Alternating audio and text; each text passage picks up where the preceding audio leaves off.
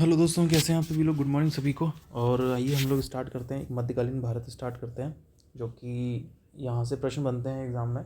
और आपको पता है हम लोग एसएससी जेईई 2024 की तैयारी कर रहे हैं और मेरा नाम है कुलदीप सिंह। तो चलिए ज़्यादा समय को व्यर्थ ना करते हुए हम लोग स्टार्ट करते हैं। मध्यकालीन भारत। मध्यकालीन भारत से एग्ज़ाम में क्वेश्चन आते हैं और कौन कौन से क्वेश्चन आते हैं वो मैं यहाँ पे आपको टिक लगा दूंगा, ठीक है। देखो, जो मध्यकालीन भारत है, भारत पर अब सबसे पहले जो आक्रमण किया था वो अरबों ने आक्रमण किया था। किसने किया था? जो अरब आए थे ना, अरब। तो अरब का सबसे जो स्टार्टिंग जिस बंदे ने की थी ना भारत में आक्रमण करने की, वो था मोहम्मद बिन कासिम। इस मोहम्मद बिन कासिम ने, आप शायद आपको दिखाई दे रहा होगा, नहीं दे रहा होगा, एक सेकेंड मैं थोड़ा लाइट कर देता हूँ इसको। मोहम्मद बिन कासिम के नेतृत्व में अरब ने भारत पर पहला सफल आक्रमण इन्होंने किया। भारत पर पहला सफल आक्रमण इन्होंने किया, मोहम्मद बिन कासिम ने। तो ये ध्यान रखना, एक तो ये पॉइंट ध्यान रखना, मोहम्मद बिन कासिम, ठीक है। एक सेकेंड रुको रुको, मैं पेन ही ले लेता हूँ। चलिए, मोहम्मद बिन कासिम के नेतृत्व में अरबों ने भारत पर पहला सफल आक्रमण किया, ठीक है। पहला क्वेश्चन तो ये हो गया। कौन से ईयर में किया? अरबों ने सिंध पर विजय करी, 712 में विजय पाई। देखो, मैं इसका रिवीजन भी कराता रहूँगा क्योंकि ये चीज़ें तभी याद रहेंगी जब हम बार बार रिवीजन करेंगे। अरब आक्रमण के समय सिंध पर दाहिर का शासन था, ये भी क्वेश्चन पूछ सकता है। भारत पर अरब वासियों के आक्रमण का मुख्य उद्देश्य क्या था? धन दौलत लूटना और इस्लाम धर्म का प्रचार करना। आगे बढ़ते हैं। एक अल्पतगीन नाम का एक तुर्क सरदार गजनी साम्राज्य का संस्थापक था। एक अल्पतगीन था, वो गजनी साम्राज्य का संस्थापक था। और अल्पतगीन का गुलाम तथा उसका दामाद था सुबुक्तगीन। और सुबुक्तगीन जो था ना, सुबुक्तगीन पिता था किसका? महमूद गजनी का। तो ये साइकिल आपको समझ में आई होगी। एक गजनी का सुल्तान हुआ करता था या तुर्क सरदार हुआ करता था अल्पतगीन का गुलाम या फिर दामाद समझ लो सुबुक्तगीन, और सुबुक्तगीन का बेटा था मोहम्मद गजनी। कहानी कहाँ से शुरू हुई? मोहम्मद बिन कासिम से कहानी शुरू हुई। 712 ईस्वी में सिंध पर विजय पाई, ठीक है। और अरब आक्रमण के समय सिंध पर किसका शासन था? दाहिर का था। ये भी क्वेश्चन पूछा गया। हम लोग मिडाइवल इतिहास पढ़ रहे हैं, ठीक है। तो यहाँ से जो एसएससी जेईई के लिए जो इम्पोर्टेंट है, वैसे तो सारे एग्जाम्स के लिए ही इम्पोर्टेंट है, अल्पतगीन के बाद उसका गुलाम सुबुक्तगीन, और सुबुक्तगीन के बाद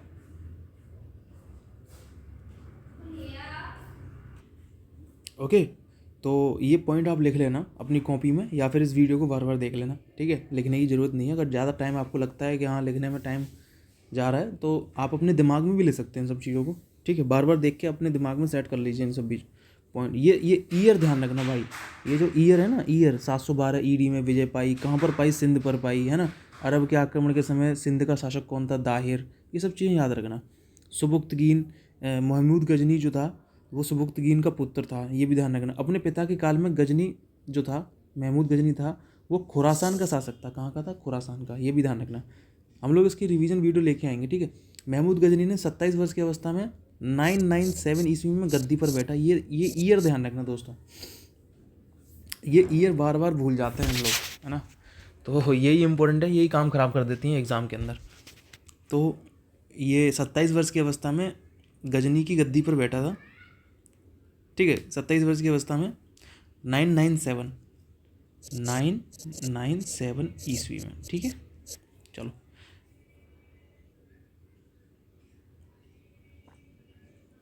एक बगदाद का खलीफा था अल दाहिर बिल्ला। उसने महमूद गजनी के पद को मान्यता प्रदान करते हुए यमीन उद दौला और यामीन उद मिल्लाह की उपाधि इसको दी थी। ये याद रखना चाहते तो रख लो, वरना इतना कोई इम्पोर्टेंट ये नहीं है। महमूद गजनी ने भारत पर 17 बार आक्रमण किया। ये पॉइंट इंपॉर्टेंट है, ये आपको सभी को पता होगा।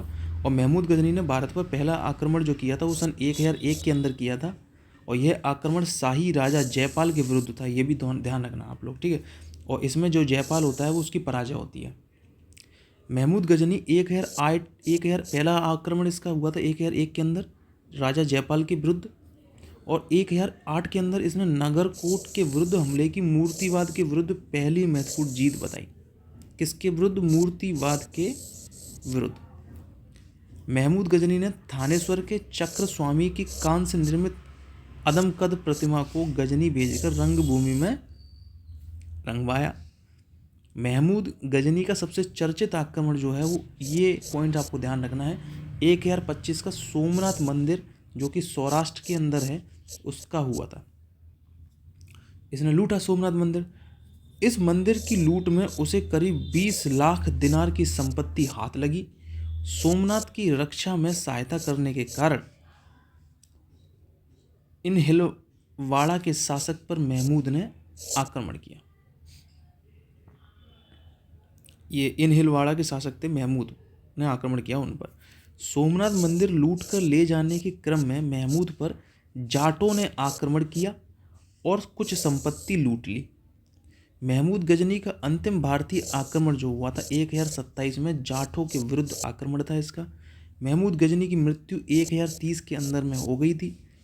इसके दरबार में अलबरूनी, फिरदौसी, उतबी और फारूकी ये दरबार में इसके रहते थे। आई होप सो आपको महमूद गजनी के बारे में सब पता चल गया होगा। इसके बाद आते हैं मोहम्मद गोरी। ठीक है, गौर महमूद गजनी के अधीन एक छोटा सा राज्य था गौर। ये महमूद गजनी के अधीन था, जो हम लोग ऊपर पढ़ते जा रहे हैं।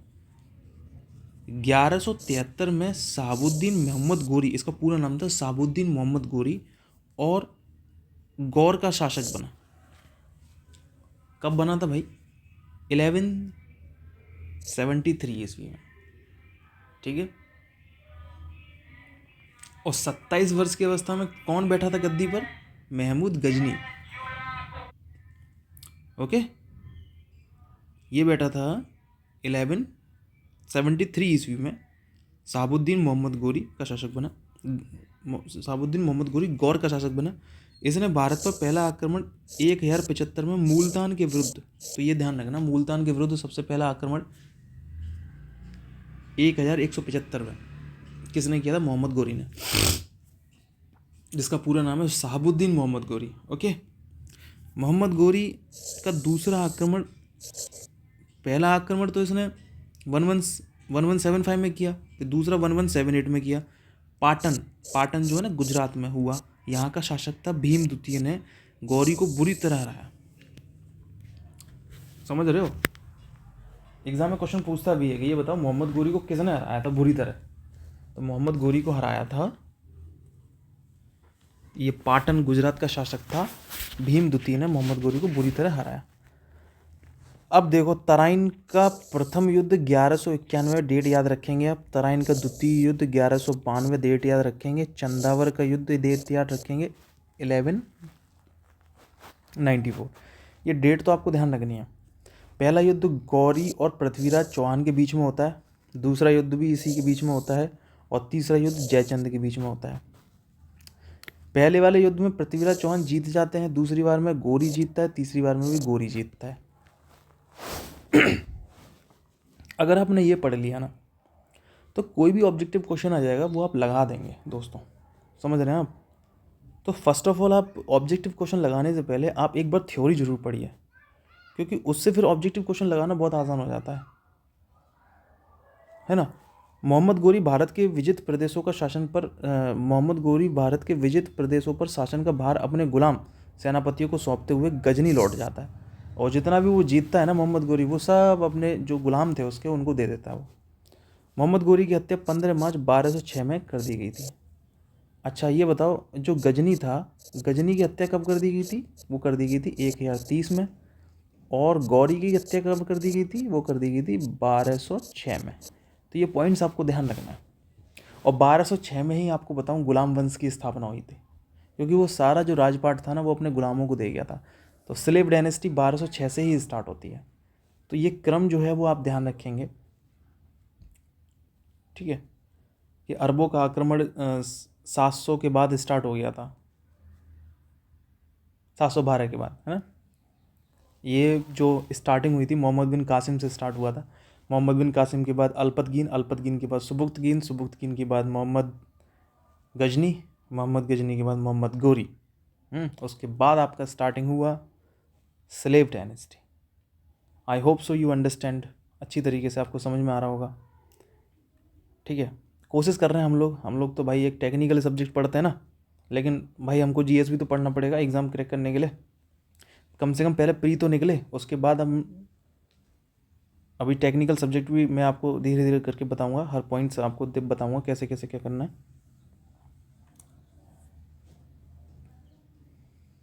तराइन का याद रखना, तराइन का प्रथम युद्ध 1191 ईस्वी में, तराइन का द्वितीय युद्ध 1192 ईस्वी में, और तराइन और चंदावर, बैटल ऑफ चंदावर 1194 के अंदर। डेट ध्यान रखना, पहला युद्ध गौरी और पृथ्वीराज चौहान के बीच में होता है, दूसरा युद्ध गौरी और पृथ्वीराज चौहान के बीच में होता है, तीसरा युद्ध मोहम्मद गौरी और जयचंद के बीच में होता है ना।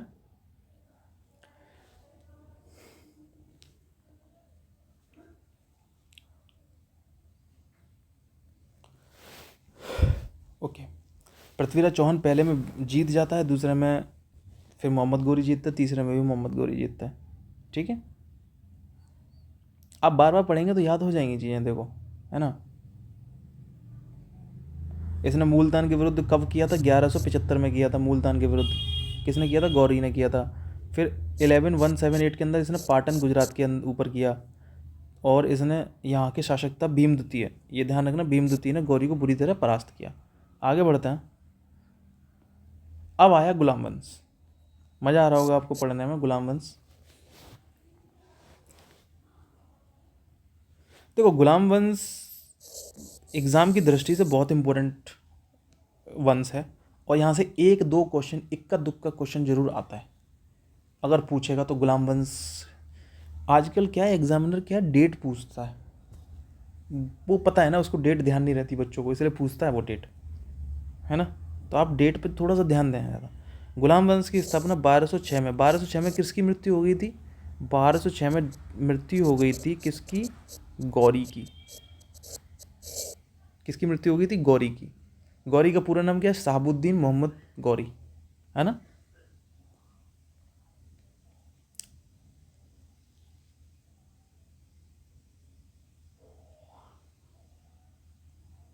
चलिए, और किसने गुलाम वंश की स्थापना करी थी? कुतुबुद्दीन ऐबक ने किया था, वह गौरी का गुलाम था।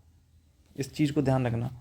क्यों? क्योंकि मोहम्मद गौरी 1206 में उसकी मृत्यु हो जाती है, लेकिन उससे पहले वो सारा जो राजपाट था ना, वो अपना गुलामों को दे जाता है, जैसा कि हमने ऊपर पढ़ा था।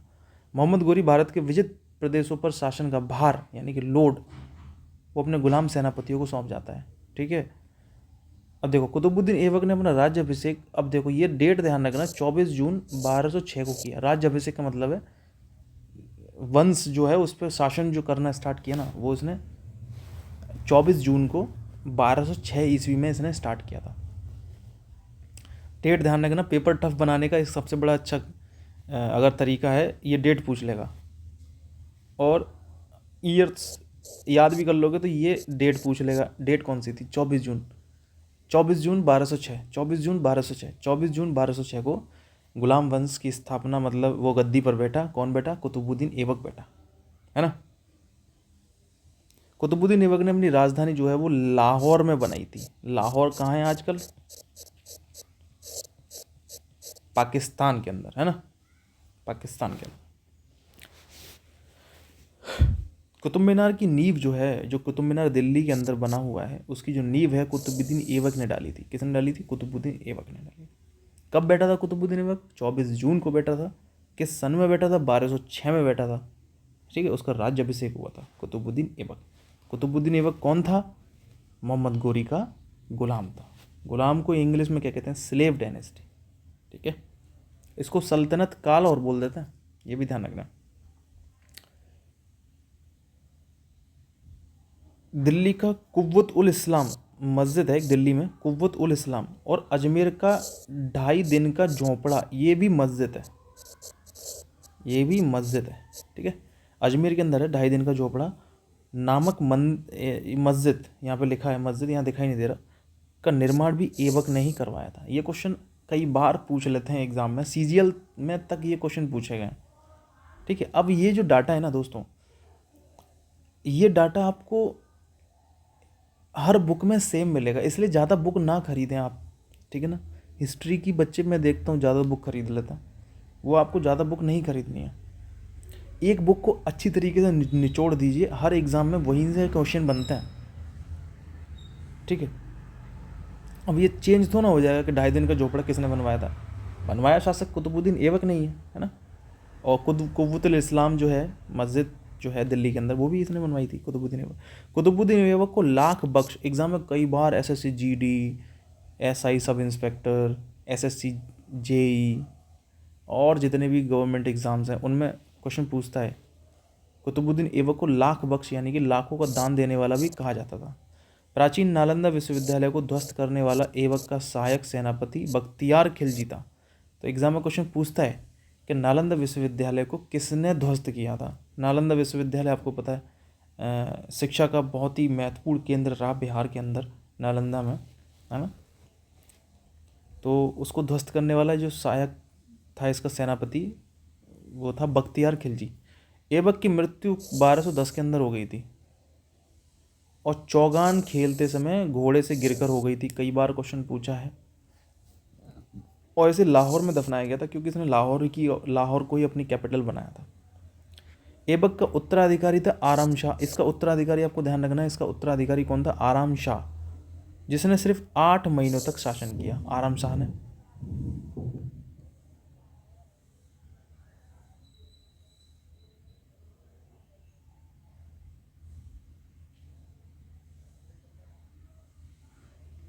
ये भी पढ़ेंगे हम लोग अभी। आराम शाह की हत्या करके इल्तुतमिश आराम शाह की हत्या करके इल्तुतमिश 1211 में दिल्ली की गद्दी पर बैठा। तो पहला पॉइंट तो आपको ये ध्यान रखना है कि कुतुबुद्दीन ऐबक की मृत्यु कब हुई थी? तो कुतुबुद्दीन ऐबक की मृत्यु हो गई थी 1210 में। कुतुबुद्दीन ऐबक गद्दी पर बैठा था, कब बैठा था? मैंने आपको डेट बताई थी 24 जून, और मैंने आपको ईयर भी बताई थी 1206। तो गद्दी पर राज्याभिषेक हुआ था इसका।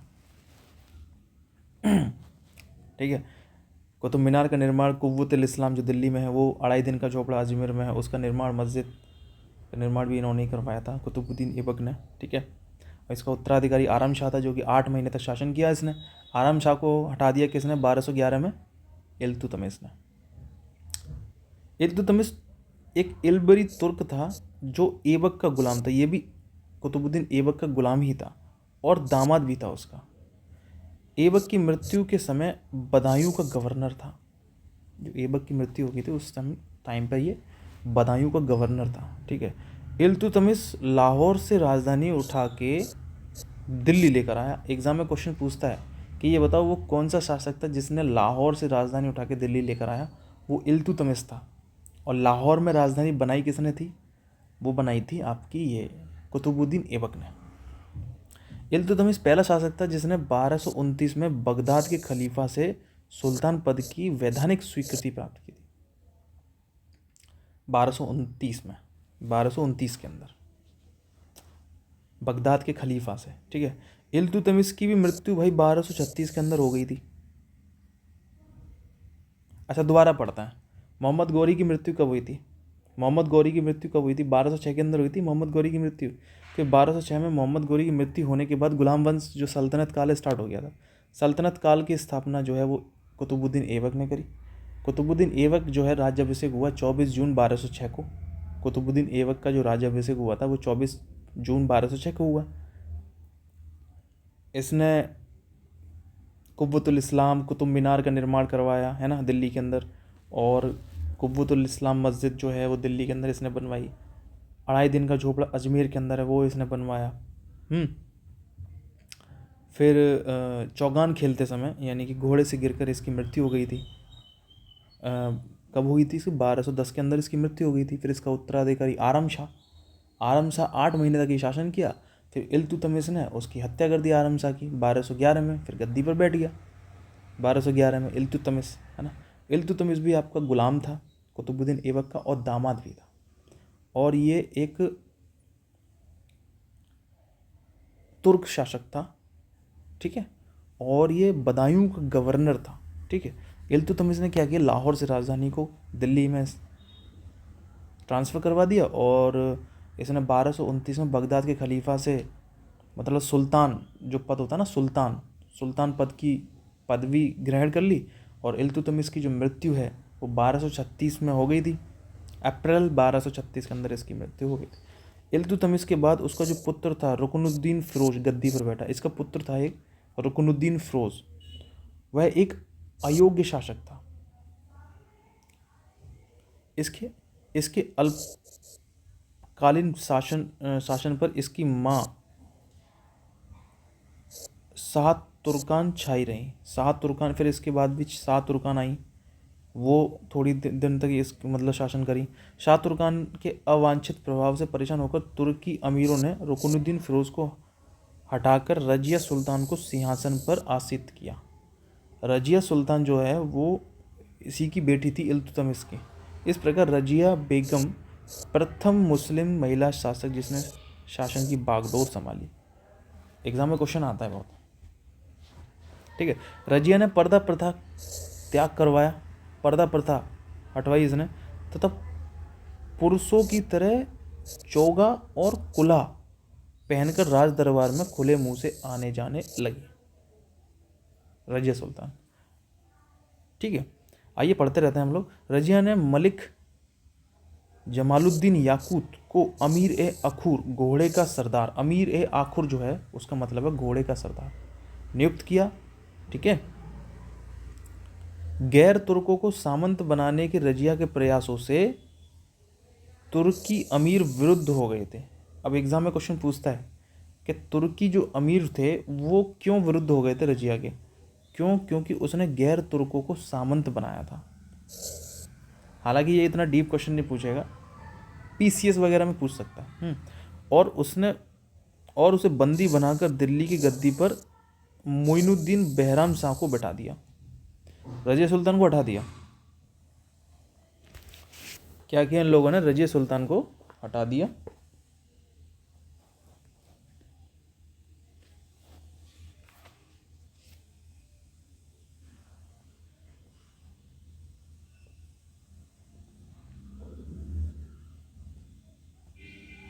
ठीक है, रजिया सुल्तान को इन्होंने मतलब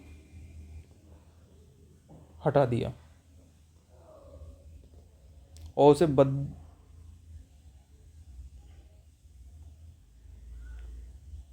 बंदी बना लिया। उसको, किसको बंदी बना लिया? रजिया सुल्तान को बंदी बना लिया और मोइनुद्दीन बहराम शाह को बैठा दिया। फिर रजिया ने क्या सोचा कि मैं, रजिया की शादी फिर अल्तुनिया के शासक के साथ हुई। अल्तुनिया का शासक था, उसके साथ हो गई रजिया की शादी। इससे शादी करने के बाद रजिया ने पुनः दिल्ली प्राप्त करने का प्रयास किया, लेकिन वह असफल रही। रजिया की हत्या कर दी गई 13 अक्टूबर 1240 को डाकुओं के द्वारा कैथल के पास कर दी गई। तो ये क्वेश्चन पूछता है कि पूछ लेगा कि ये बताइए रजिया की हत्या कब करी गई? 13 अक्टूबर 1240 को डाकुओं के द्वारा कैथल के पास कर दी गई। 13 अक्टूबर 1240, 13 अक्टूबर 1240। बहराम शाह को बंदी बनाकर उसकी हत्या 1242 में कर दी गई। बेचारा बहराम शाह को भी दिल्ली का शासक बनाया, उसकी भी हत्या कर दी 1242 में। बहराम शाह के बाद दिल्ली का सुल्तान अलाउद्दीन मसूद शाह 1242 में बना और बलबन ने षड्यंत्र के द्वारा 1246 में अलाउद्दीन मसूद शाह को सुल्तान के पद से हटा दिया और नसरुद्दीन महमूद को सुल्तान बना दिया। बलबन आ गया था उस टाइम। बलबन बहुत ही प्रतापी शासक था बलबन, ठीक है। पहले तो बहराम शाह को उसने हटाया, बहराम शाह को अलाउद्दीन मसूद शाह ने मार दिया था। बहराम शाह के बाद दिल्ली का जो सुल्तान बना था वो अलाउद्दीन मसूद शाह। अलाउद्दीन मसूद शाह के बाद बलबन ने नसरुद्दीन महमूद को बनाया। नसरुद्दीन महमूद ऐसा सुल्तान था जो टोपी सीकर अपना जीवन निर्वाह करता था। ध्यान रखना, एग्जाम में क्वेश्चन पूछता है कि टोपी सीकर अपना जीवन निर्वाह कौन करता था? नसीरुद्दीन महमूद। बलबन ने अपनी पुत्री का विवाह नसरुद्दीन महमूद के साथ किया। बलबन की एक पुत्री थी, उसने अपना विवाह जो कराया था, अपनी पुत्री का विवाह नसरुद्दीन महमूद के साथ किया था, जो कि टोपी सीकर अपना जीवन यापन करता था, Nasruddin Mahmood. I hope so आपको समझ में आ रहा होगा। ठीक है, चलिए आगे बढ़ते हैं। एक पॉइंट हमने यहाँ भूल गए थे हम लोग, ये कुतुब मीनार का निर्माण करवाया था इल्तुतमिश के द्वारा। सबसे पहले शुद्ध अरबी के सिक्के जारी करवाए थे। ठीक है, चांदी का टंका और तांबे का जीतल, ये भी पॉइंट पूछ लेता। चांदी का टका हुआ करता था और तांबे का हुआ करता था जीतल। इकता प्रणाली कौन लेकर आया था? तो इकता प्रणाली लेकर आया था कुतुबुद्दीन ऐबक, है ना। 40 गुलाम सरदारों का तुर्कान ए चहलगानी, ये कौन लेकर आया था? कुतुबुद्दीन ऐबक। सर्वप्रथम दिल्ली के अमीरों को दमन, कुतुबुद्दीन ऐबक। तो इसमें 2 पॉइंट आपको ध्यान रखना है, एक तो चांदी का टक्का, तांबे का जीतल, कुतुब मीनार का निर्माण, ठीक है, और एकता प्रणाली याद रखनी है आपको, और 40 दल तुर्कान ए चहलगानी, ये पॉइंट्स आपको ध्यान रखना है। ठीक है, चलिए आगे बढ़ते हैं। आई होप सो यहाँ पे साफ दिखाई दे रहा होगा आपको। चलो देखते हैं। बलबन का वास्तविक नाम बहाउद्दीन था, वह इल्तुतमिश का गुलाम था। बलबन भी इल्तुतमिश का गुलाम था।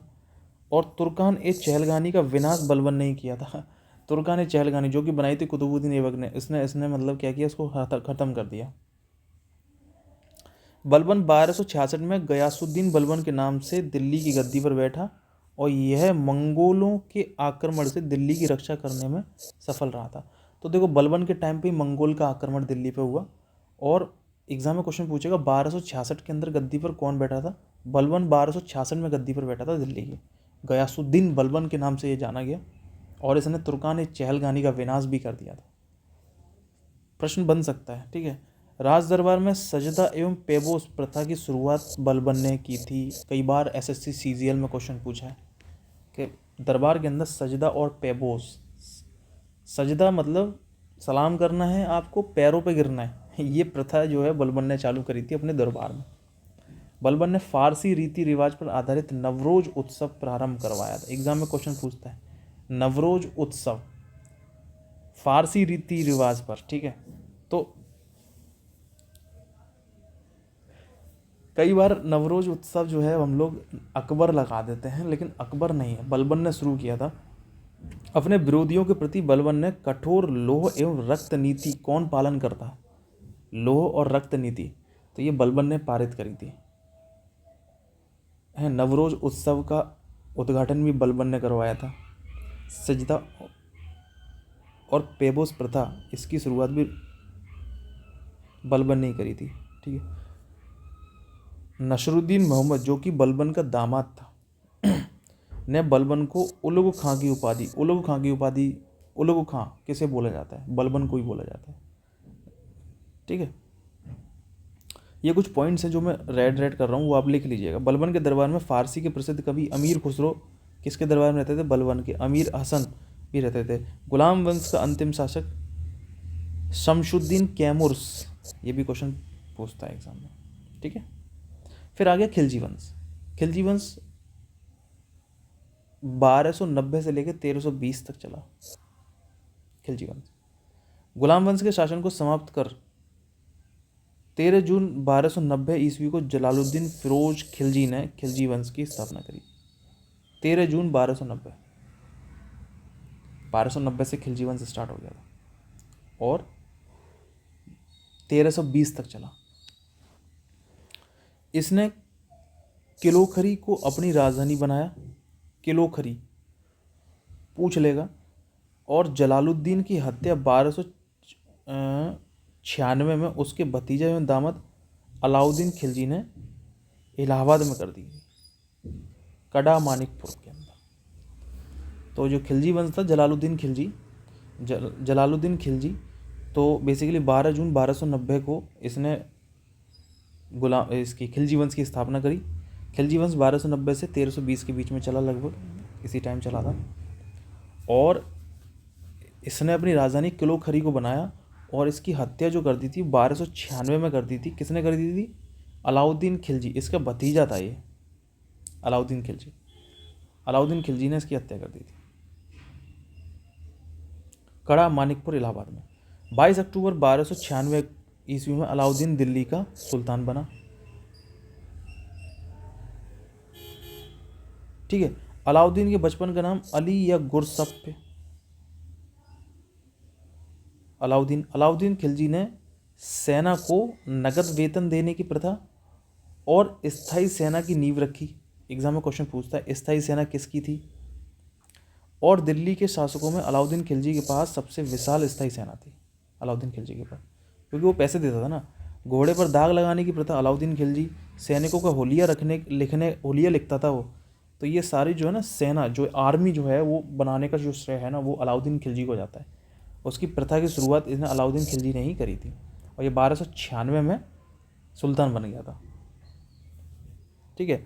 अलाउद्दीन ने भू राजस्व की दर को बढ़ाकर उपज का 1/2 यानी कि हाफ भाग कर दिया था। उपज का हाफ लेगा वो रेट। इसने खम्स क्या हुआ करता था, लूट का धन हुआ करता था। जो भी लूटते थे ना ये लोग उसको खम्स बोलते थे। तो सुल्तान का हिस्सा ना 1/4 कर दिया था इसने कि सुल्तान का हिस्सा 25% मैं लूँगा। नहीं 25% के स्थान पर इसने 3/4 भाग कर दिया। क्या कर दिया? 3/4 भाग कर दिया। इसने व्यापारियों में बेईमानी रोकने के लिए कम तौलने वाले व्यक्ति के शरीर से मांस काट लेने का आदेश दिया था। देखो ये हम लोग पढ़ते हैं ना, ये कहीं ना कहीं हमको ध्यान रहेंगी चीज़ें। एक बार और रिवीजन करेंगे तो चीज़ें आसान हो जाती हैं टिक लगाना पेपर के अंदर। ठीक है। इसने अपने शासनकाल में मूल्य नियंत्रण प्रणाली, एग्जाम में क्वेश्चन पूछेगा, मूल्य नियंत्रण प्रणाली किसने लागू करी? मूल्य नियंत्रण प्रणाली किसने लागू करी? मूल्य नियंत्रण प्रणाली अलाउद्दीन ने लागू करी, को दृढ़ता से लागू कराया। और दक्षिण भारत की विजय के लिए अलाउद्दीन ने मलिक कफूर को भेजा। इसको पढ़ने के बाद ये पता चलता है कि ये बंदा क्या है, थोड़ा सा दिमागदार था अलाउद्दीन खिलजी, है ना। इसने देखो आर्मी को इस्टेब्लिशमेंट करने के लिए उनको सैलरी देना स्टार्ट किया, है ना। घोड़े पर दाग लगाना स्टार्ट किया इसने, उनकी हुलिया लिखने का स्टार्ट किया, है ना। और भू राजस्व की जो रेट हुआ करती थी उसको 1/2 कर दिया। और जो खम्स हुआ करता था, लूट का सामान हुआ करता था, उसको 1/4 की जगह 3/4 लेना स्टार्ट कर दिया। इसने व्यापारियों से बेईमानी रोकने के लिए मतलब एक पनिशमेंट भी इसने लागू कर दी, है ना। मूल्य नियंत्रण प्रणाली अलाउद्दीन खिलजी लेकर आया। जमैयत खान मस्जिद, अलाई दरवाज़ा, सीरी का किला, हज़ार खंबा महल का निर्माण भी अलाउद्दीन खिलजी ने ही करवाया था। ठीक है। इसका एक पॉइंट और है, अमीर खुसरो का मूल नाम मोहम्मद हसन था। ये अमीर खुसरो के बारे में, इनको भारत का तोता भी बोलते हैं, ये भी ध्यान रखना, ये भी इम्पोर्टेंट है। और खुसरो प्रसिद्ध सूफी संत, अमीर खुसरो जो है वो प्रसिद्ध सूफी संत निज़ामुद्दीन औलिया के शिष्य थे। ये क्वेश्चन पूछता है अमीर खुसरो कौन थे और अमीर खुसरो किसके शासनकाल के अंदर रहते थे, है ना। ये क्वेश्चन पूछता है। तो बलबन के शासनकाल के अंदर ये रहते थे। और ये कौन थे? ये प्रसिद्ध कवि हुआ करते थे, कवि, है ना। और यह वह बलबन से लेकर मोहम्मद तुगलक तक दिल्ली सुल्तानों के दरबार में रहे। मोहम्मद तुगलक, जो तुगलक वंश आएगा। सितार एवं तबले का आविष्कार जो है वो अमीर खुसरो को ही दिया जाता है, सितार एवं तबले का आविष्कार। तो ये पॉइंट्स जो हैं वो उत्तर प्रदेश के बदायूं के पास इनका जन्म हुआ था, अमीर खुसरो का, है ना। तो ये भी इम्पोर्टेंट है भाई, है ना। देवी अधिकार के सिद्धांत को अलाउद्दीन ने चलाया। सिकंदर ए सानी की उपाधि से स्वयं को अलाउद्दीन खिलजी ने विभूषित किया। तो एग्जाम में क्वेश्चन पूछ लेगा सिकंदर ए सानी कौन है भैया? अलाउद्दीन। अलाउद्दीन ने मलिक याकूब को दीवान ए रियासत नियुक्त किया। किसको किया? मलिक याकूब। अलाउद्दीन द्वारा नियुक्त परवाना नवीस नामक अधिकारी वस्तुओं की परमिट जारी करता था। परवाना नवीस, हम लोग तो बहुत डीप पढ़ रहे हैं। इतना पढ़ने के बाद ना कोई क्वेश्चन आएगा ना लगा दोगे आप लोग। सहनाए मंडी, यहाँ खादानों को बिक्री हेतु लाया जाता था। मंडी हुआ करती थी, जैसे आज भी हमारे यहाँ मंडी होती है ना, हर डिस्ट्रिक्ट के अंदर होती है। सराय ए अदल, यहाँ वस्त्र, शक्कर, जड़ी बूटी, मेवा, दीपक का तेल और अन्य निर्मित वस्तुएं बिकने के लिए आती थी। सराय ए अदल। देखो, बाजार नियंत्रण करने के लिए अलाउद्दीन खिलजी द्वारा बनाए जाने वाले नवीन पद क्रमानुसार हैं। दीवान ए रियासत, जो कि मलिक याकूब को उसने बना दिया था, यह व्यापारियों पर नियंत्रण रखता था और यह बाजार नियंत्रण की पूरी व्यवस्था का संचालन करता था।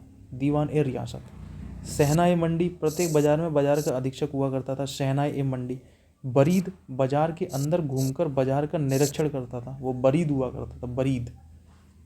और मुनहियान गुप्तचर, ये गुप्त सूचना प्राप्त करता था। तो इस तरीके से जो अलाउद्दीन है उसने अपने अधिकारी जो है बांट रखे थे। दीवान ए रियासत हो गया, बरीद हो गया, है ना, शहनाई ए मंडी हो गया, अधीक्षक हुआ करता था। अलाउद्दीन खिलजी की आर्थिक नीति की व्यापक जानकारी जियाउद्दीन बर्नी की तारीख फिरोज शाही से मिलती है। ठीक है। खजायुनिल फतूह अमीर खुसरो, रिहला इब्न बतूता, एग्जाम में क्वेश्चन पूछता है, रिहला की, इब्न बतूता की पुस्तक रिहला और फतूह साबित इसामी की कृति है। मूल नियंत्रण को सफल बनाने में मुहतसिब और नाजिर महत्वपूर्ण भूमिका थी। पता है नाजिर को क्या कहते हैं? नापतोल अधिकारी बोलते हैं। ठीक है। राजस्व सुधारों के अंतर्गत अलाउद्दीन ने सर्वप्रथम मिल्क, इनाम और वक्फ के अंतर्गत भूमि को वापस लेकर खालसा भूमि में बदल दिया। अलाउद्दीन खिलजी के द्वारा लगाए जाने वाले दो नवीन कर थे, चराई कर और एक गड़ी कर। चराई कर क्या होता था? दूध पर जो पशुओं पर लगाया जाता था ये, और गड़ी कर घरों एवं झोंपड़ी पर लगाया जाता था। ये टैक्स भी लगाता था। अलाउद्दीन खिलजी की मृत्यु 5 जनवरी 1316 को हो गई थी। इसकी मृत्यु की डेट ध्यान रखना दोस्तों। ठीक है। कुतुबुद्दीन मुबारक खिलजी 1316 में दिल्ली के सिंहासन पर बैठा और इसे नग्न स्त्री की संगत पसंद थी। तो यानी कि ये थोड़ा सा मतलब करेक्टरलेस शासक था ये सुल्तान कुतुबुद्दीन मुबारक खिलजी। ठीक है, ध्यान रखना। मुबारक खिलजी कभी कभी राज दरबार में स्त्रियों का वस्त्र पहनकर भी आ जाता था। मुबारक खिलजी। ठीक है, तो समझ सकते हो कैसा थिंकिंग होगी इस आदमी की। बर्नी के अनुसार मुबारक कभी कभी नग्न होकर दरबारियों के बीच दौड़ता था, नंगा होकर। तो ये क्वेश्चन भी कभी कभी पूछ लेते हैं, कौन सा शासक था जो नग्न होकर। मुबारक खां ने खलीफा की उपाधि धारण करी। मुबारक के वजीर खुसरो खां 15 अप्रैल 1320 को इसकी हत्या कर दी। वजीर था खुसरो खां ने और दिल्ली के सिंहासन पर बैठे। खुसरो खां ने पैगंबर के सेनापति की उपाधि धारण करी। अब 1320 से 1398 के बीच में तुगलक वंश आया। ठीक है। 5 सितंबर 1320 को खुसरो खां को पराजित करके गाजी मलिक किसे कहते हैं, या तुगलक या गयासुद्दीन तुगलक के नाम से 8 सितंबर 1320 को दिल्ली के सिंहासन पर बैठा। गयासुद्दीन तुगलक जो है तुगलक वंश के संस्थापक हैं और 1320 से लेके 1398 तक शासन किया। गयासुद्दीन तुगलक ने करीब 29 बार मंगोल आक्रमण को विफल किया। 29 टाइम्स डिफीट द मंगोल आक्रमण। एंड गयासुद्दीन तुगलक ने 29 बार मंगोल आक्रमण को विफल किया। गयासुद्दीन ने अलाउद्दीन के समय अमीरों की भूमि को पुनः लौटा दिया, जो कि बलबन ने ले ली थी उस टाइम। अलाउद्दीन के समय ले गए। इसने सिंचाई के लिए कुएं और नहरों का निर्माण करवाया। बहुत बार क्वेश्चन पूछता है भाई ये तो, कि ये बताओ कृषि संबंधित जो भी चीज़ें हैं, कुएं हो गए, नहर हो गए, उनकी सिंचाई के लिए, तो ये सब चीज़ों की व्यवस्था गयासुद्दीन तुगलक ने करवाई थी। संभवतः नहरों का निर्माण जो है वो गयासुद्दीन पहला शासक बना जिसने नहरों का निर्माण करवाया, यानी कैनाल। अब कैनाल का निर्माण क्यों करवाएगा कोई आदमी, आप सोच सकते हो। जाहिर सी बात है, खेतों की सिंचाई विचाई के लिए। गयासुद्दीन तुगलक ने दिल्ली के समीप स्थित पहाड़ियों पर तुगलकाबाद नाम का एक नगर स्थापित किया। रोमन शैली में निर्मित, ध्यान रखना, रोमन शैली में इस नगर में एक दुर्ग का निर्माण भी हुआ। दुर्ग को 56 कोट के नाम से भी जाना जाता था। ये गयासुद्दीन तुगलक ने दिल्ली के समीप करवाया। गयासुद्दीन तुगलक की मृत्यु 1325 ईस्वी में हो गई थी और बेसिकली 1320 से लेकर 1398 तक ये शासन चला तुगलक वंश, है ना। और इसका जो शासक था वो गयासुद्दीन तुगलक था। कौन था? गयासुद्दीन तुगलक था। 1325 में गयासुद्दीन तुगलक की मृत्यु हो गई थी। बंगाल के अभियान से लौटते समय जूना खां के दरबार में लकड़ी के महल में दबकर हो गई थी, यानी कि एक लाइब्रेरी थी लकड़ी की, उसमें दबकर इसकी मृत्यु हो गई थी। किसकी? गयासुद्दीन तुगलक की। गयासुद्दीन के बाद जूना खां मोहम्मद बिन तुगलक के नाम से दिल्ली के सिंहासन पर बैठा। मोहम्मद बिन तुगलक, इसको जोना खां के नाम से भी जाना जाता है। समझ रहे हो ना?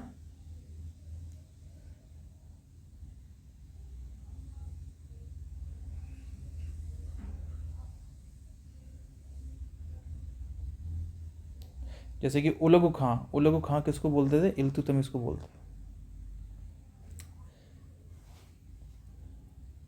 मध्यकालीन सभी सुल्तानों में से मोहम्मद तुगलक सर्वाधिक शिक्षित, विद्यमान और योग्य व्यक्ति था। मोहम्मद तुगलक, ठीक है, मोहम्मद बिन तुगलक बोल दो या मोहम्मद तुगलक बोल दो शॉर्ट में। मोहम्मद बिन तुगलक को अपनी सनक भरी योजनाओं, क्रूर कृत्यों और दूसरे के सुख दुख प्रति उपेक्षा भाव रखने के कारण स्वपनशील, पागल और रक्त पिपासु, पूछेगा एग्जाम में कि रक्त पिपासु किसे कहते हैं? पागल शासक कौन था? मोहम्मद बिन तुगलक पागल शासक के रूप में जाना जाता है। ठीक है, रक्त पिपासु कौन था, पागल कौन था, स्वपनशील कौन था? मोहम्मद बिन तुगलक ने कृषि के विकास के लिए अमीर ए कोही नामक एक नवीन विभाग कृषि के लिए मोहम्मद बिन तुगलक ने अपनी राजधानी दिल्ली से देवगिरी स्थानांतरित की और इसका नाम दौलताबाद रखा।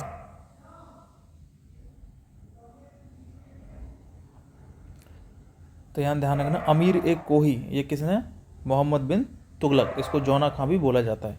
सांकेतिक मुद्रा के अंतर्गत मोहम्मद बिन तुगलक ने पीतल के सिक्के चलवाए थे, जिनका मूल्य चांदी के रुपये टंका के बराबर होता था।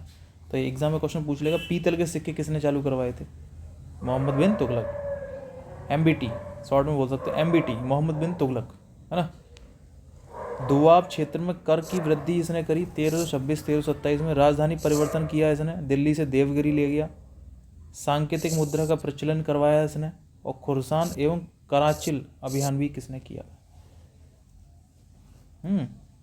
1325 में भैया गयासुद्दीन तुगलक की हत्या कर दी थी बंगाल से लौटते वक्त, बंगाल अभियान से लौटते समय। जोना खां, हत्या नहीं करी थी, लकड़ी के महल में दबकर इसकी मृत्यु हो गई थी गयासुद्दीन तुगलक की। चलिए, आज के लिए क्लास को हम लोग यहीं समाप्त करते हैं। आगे आपके लिए क्लास आती रहेगी, देखते रहिएगा। Thank you watching this video. अब आगे टेक्निकल की क्लास आएंगी आपके लिए। ठीक है, जय हिंद, जय भारत, थैंक यू।